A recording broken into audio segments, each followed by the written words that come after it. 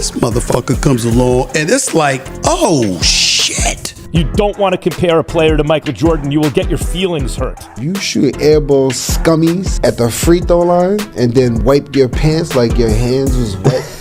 Stop. I never played against Oscar Roberts or Jerry West. Would have loved to. And we, paved the road to the Kobe's and the LeBrons, right? It's the beauty of the game of basketball that a player has evolved the game further. But don't then now use that against the player that actually taught you the game or that you learned from. I would love to have played against LeBron and Kobe in my prime, but we'll never be able to know that. I think LeBron has had an unbelievable career, and I admire him for what he's done. And Kobe, as well as KD, and all these guys who have played in this era, I think they've elevated the game of basketball tremendously. I just don't agree when you start trying to put one above the other. Jabbar, Wilt Chamberlain, Bill Russell had 11 championships. Yeah. How do you just push them in the corner and say, oh, we ain't gonna think about you. We forgot about you. They think I'm a LeBron James hater. I'm like, I love LeBron James as a basketball player. I think that as a basketball player, he's the most all-around basketball player that ever touched the basketball. There's nobody. They get mad because I don't agree that I don't think he's better than Jordan. I'm like, I played against all three of them. I never seen Jordan or Kobe shoot an air ball at the free throw line. Have you? Nah. You? Don't remember. If you shoot air ball scummies at the free throw line and then wipe your pants like your hands was wet,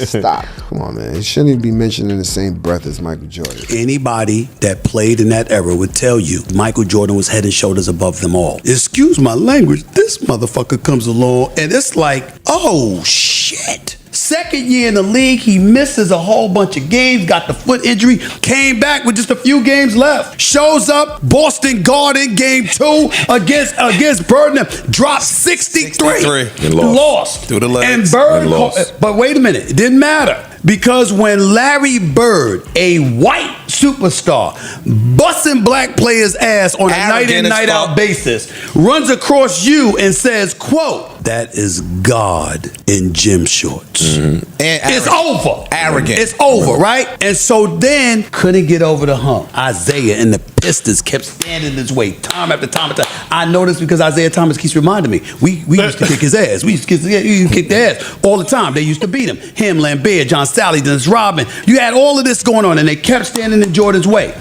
And when he lost, never, ever did anybody look at Jordan and say it was his fault. He couldn't beat him, but you went like this. You found yourself crying. Pippen with the migraine. Game 7. Everybody losing their mind and Michael Jordan on the bus crying with every single time there's something. Because this brother averaging 35 one year, 33, another 37, another busted everybody's ass. No help when it really, really counted. And so all of that was going on.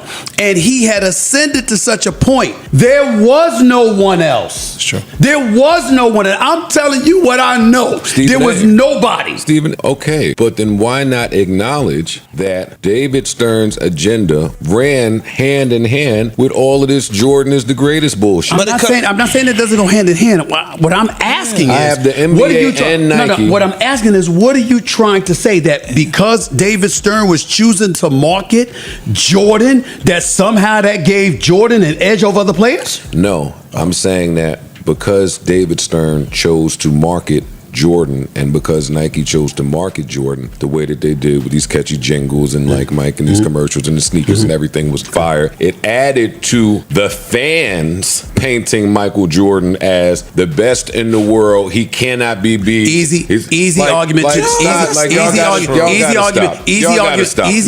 to dispel with this one fact. You are wrong when you say David Stern chose. To paint. Nike chose. Yes. They had no choice. I'm agreeing He with was that Oh, dominant. no, I agree with this. Let's look at it. Magic was older now in 91 when Jordan won the first title. Clyde Drexler and them in Portland, that's the second title. Third title, Charles Barkley, Kevin Johnson, Dan Marley. It would have been great for the NBA if Barkley would have won the title. Oh, that would have been something they could have built off of. Couldn't happen. Then you had Sean Kemp. Yes. Skywalker. Skywalker with the glove, Gary Payton.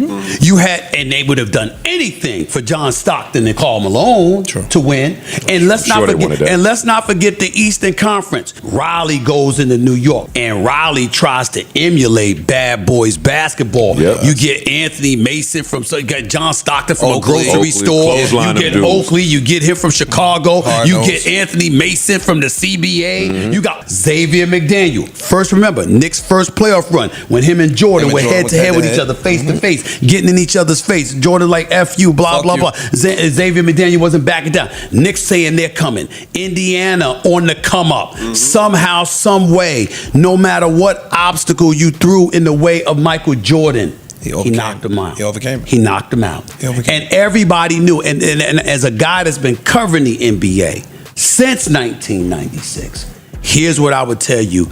Everyone has religiously said to me, you feared Jordan. You respect all these other dudes. The fear that Jordan would instill in you, because he was the kind of person, I'm going to drop 50 on you tonight. And he would do it. And embarrass you. And by the way, then he turned around and defensively shut your ass down. He would do whatever it took to get the most out of you, because he wanted you at your best. He wanted you at your best so he could annihilate you and completely demoralize you from ever thinking you could fuck with him again. And that's what they said. That is Michael Jordan. We saw what happened when he faced the crossover from Allen Iverson. Let me ask you a he question. damn near fell on his ass. We saw what happened when he went up against a white boy with some game, Rex Chapman, and Rex Chapman served him up. Like if Rex Chapman can serve up Mike, Hey Joe, then what do I think Mike is going to do? Please never put Rex Chapman and Michael Jordan's name in the same I would sentence. never, but they played against each other. So? And I'm happy to explain. Y'all would tell me that Michael Jordan, who won all the Defensive Player of the Year awards, never got cooked. So if he got cooked, I never said Nobody that. says that. Say that, Joe. Joe, you. Nobody says that. They Nobody said speak when they speak You a of trickster. Michael Jordan. They speak like he never got cooked. Every person if gets them cooked. niggas was cooking Mike, what the fuck was Mike gonna do against the Splash Brothers? Whenever you'd like me to explain it to you, I will. Oh shit. Whenever you ready. Oh shit. Whenever you ready. Joe on Joe. Give it to me. Okay. Give it to me. Couple of things. Every damn player's gotten cooked with a move here or there. I would like to remind you that the year that Allen Iverson did that crossover on Jordan, Jordan won the championship. That's neither here nor there. Here's the deal. Jordan, when you look at him, you look at today's generation of players. Nobody is taking anything away from the fact that today's generation of players look better than they've ever been. They're faster, they're more athletic. They clearly can shoot better to some degree. But the word adaptation is applicable. Evolution. You have to be able to look at somebody, and we can look at certain players and we could say they could never be blah, blah, blah, blah, blah. There is no one on this planet that would ever look at Jordan and say that. There's no one that would look at him and say he could never be a three-point shooter. There's no one that would look at him and say he could never, be a big guard and do what Kobe did. There's no one that would look at him and say he could never do what LeBron James did with the no hand-checking rule now and what have you, because you can't do the hand-checking rule. All right, first you had the Jordan rules. Rules were made to negate what Jordan brought to the table. Why? Because he was so dominant in isolation that you literally made it illegal to have two dudes on the same side on a wing offensively in order to deal with it. You had to deal with him because this brother in isolation would destroy people. He'd rip souls. You understand? And these are guys that admitted it. They talked about we don't know what he is. I love when John Sally said when they were taping The Last Dance and stuff, and they had a line in there. He said we had to get him. The rule was get him before he gets airborne, because he's not human, right? Because He's not once he gets human. airborne. Because Shout out to John Sally, just on that. This is what they did. Absolutely. This is what they did. And so now we got to take into account. Now here's where the whole LeBron thing, and I'm just going to listen. LeBron, to me, is top 2 all time. If you disagree, you disagree. Where I get annoyed is when somebody's acting like I'm hating or disrespecting because I got him 2. The NBA started in 1947. Goddamn. Kareem Abdul-Jabbar is a 19-time All-Star, 6-time champion, 6-time MVP, all-time leading scorer when he retired. The only individual in the history of the sport invented by James A. Naismith who had one patented move that was never duplicated nor ever stopped. That's Kareem Abdul-Jabbar, and I have LeBron ahead of him. I'm looking at Jordan, a 10-time scoring champion. I'm looking at Jordan, a 9-time all-first-team NBA player. First team. I'm also looking at a 6-time champion, 6 NBA Finals MVPs, never allowed one single championship series to get to a Game 7. Not only do I have that to bring up Michael Jordan, but also first team all defense. I already said it 9 times. Well, that's back when he played defense. All right, you got all of this. That 5-time league MVP. All of this other stuff is going on. He never choked in an NBA Finals. And his father died. He left the game. Jordan would have won 8 straight. He would have. He won 8 straight. And so, whoa! I don't know that. I believe. Okay, I don't know that. That's speculative. Robert Ory. When you asked them, Kenny Smith, he talked about when you asked them, they believed that they would have. Yeah. Okay, and I think, and Kenny Smith, in fairness to you, Kenny Smith did tell me that, and I told him he needed to get drug tested. But the point that I'm trying to make to you, and that's my brother right there. We very tight. But my point to you is that if Jordan won from 91 through 98, and then on the last 2 years it was Houston. But there was a 2-season gap where he didn't win because the first retirement and the second he came back out of retirement with only 17 games left, and then Nick Anderson got the best of him when he was rusty, and then he destroyed him and get swept in the next year. I hate when y'all do that. Right? No, he just stripped the ball. Nick Anderson got him. I said Nick got the best of him. But the point is that you had that 2-year gap. That 2 years was Jordan's prime. True.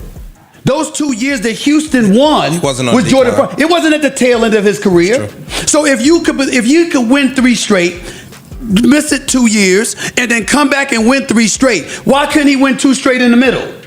True. Now, if you said he can't win it on the back end, I get you. But why not in the middle when that was his prime? All-Star weekend, the game is coming down to the wire. Kobe claps his hands, spreads his arm. I'm guarding you. Here we are. And LeBron turns the ball over because he tries to make a corner pass to Carmelo. Forget the pass for a second. Melo, D-Wade, Kobe all descend upon LeBron. What's wrong with you? What you doing? Because it was evidence that he was psyched out. There was never any questions about his ability. Mentally, he didn't have that confidence. And so his whole commitment was to doing it the right way because it was the only thing he was confident in. He wasn't confident in his free throw shooting. He wasn't confident in his perimeter shooting. He wasn't confident in